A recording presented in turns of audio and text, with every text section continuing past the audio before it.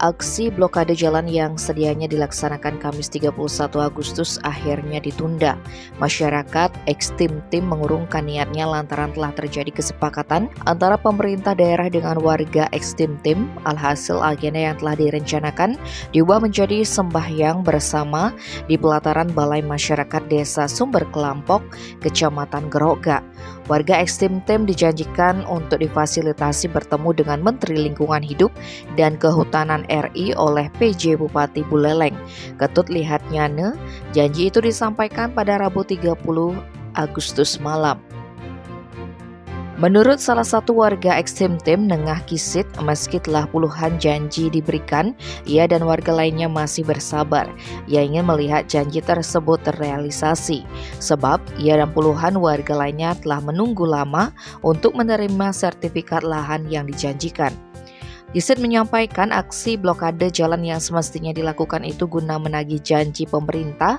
Lahan yang kini ditempati oleh warga Ekstrim-Tim sempat dijanjikan tuntas akhir tahun 2022 lalu.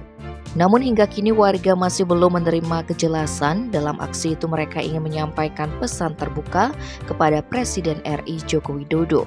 Sementara itu Koordinator KPA Wilayah Provinsi Bali Nimade Indrawati menyampaikan masyarakat sudah melayangkan surat permohonan ke Bupati Buleleng pada tanggal 12 Oktober lalu. Surat tersebut ditindaklanjuti serta persoalan sudah ditangan di Dirjen Planologi.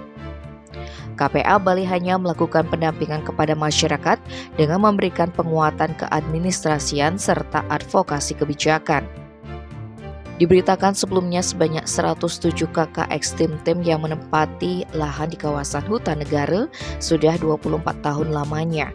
Bahkan ada 12 kakak pecahan dari 107 kakak yang juga tinggal di kawasan itu. Dari 107 kakak itu masing-masing mendapatkan 54 are dengan rincian 4 are untuk lahan pekarangan dan 50 are untuk lahan garapan atau pertanian. Tim Bali Express melaporkan.